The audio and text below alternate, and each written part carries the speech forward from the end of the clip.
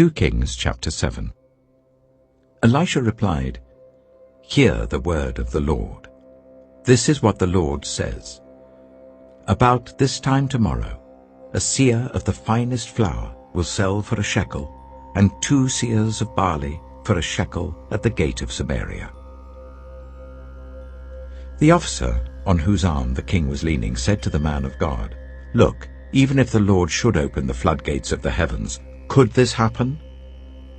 "You will see it with your own eyes," answered Elisha, "but you will not eat any of it." Now there were 4 men with leprosy at the entrance of the city gate. They said to each other, "Why stay here until we die? If we say we'll go into the city, the famine is there and we will die. And if we stay here, we will die. So let's go over to the camp of the Arameans and surrender. If they spare us, we live. If they kill us, then we die." At dusk they got up and went to the camp of the Arameans. When they reached the edge of the camp, no one was there, for the Lord had caused the Arameans to hear the sound of chariots and horses and a great army, so that they said to one another, "Look, the king of Israel has hired the Hittite and Egyptian kings to attack us." So they got up and fled in the dusk, and abandoned their tents and their horses and donkeys. They left the camp as it was and ran for their lives. The men who had leprosy reached the edge of the camp, entered one of the tents, and ate and drank.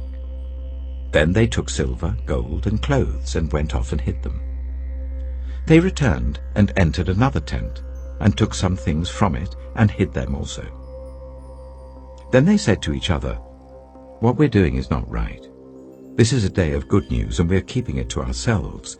If we wait until daylight, punishment will overtake us. Let's go at once and report this to the royal palace." So they went and called out to the city gatekeepers and told them, "We went into the Aramean camp, and no one was there, not a sound of anyone. Only tethered horses and donkeys, and the tents left just as they were." The gatekeepers shouted the news, and it was reported within the palace. The king got up in the night and said to his officers, "I will tell you what the Arameans have done to us. They know we are starving, so they have left the camp to hide in the countryside, thinking they will surely come out, and then we will take them alive and get into the city." One of his officers answered, "Make some men take 5 of the horses that are left in the city. Their plight will be like that of all the Israelites left here. Yes, they will only be like all these Israelites who are doomed. So let us send them to find out what happened." So they selected 2 chariots with their horses, and the king sent them after the Aramean army. He commanded the drivers, "Go and find out what has happened." They followed them as far as the Jordan, and they found the whole road strewn with the clothing and equipment the Arameans had thrown away in their headlong flight. So the messengers returned and reported to the king. Then the people went out and plundered the camp of the Arameans. So a seah of the finest flour sold for a shekel, and 2 seahs of barley sold for a shekel, as the Lord had said. Now the king had put the officer on whose arm he leaned in charge of the gate. And the people trampled him in the gateway, and he died, just as the man of God had foretold when the king came down to his house.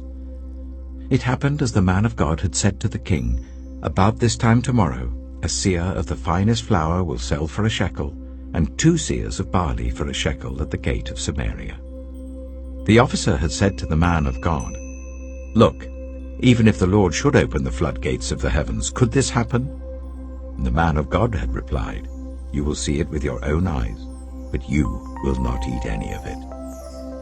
And that is exactly what happened to him, for the people trampled him in the gateway, and he died.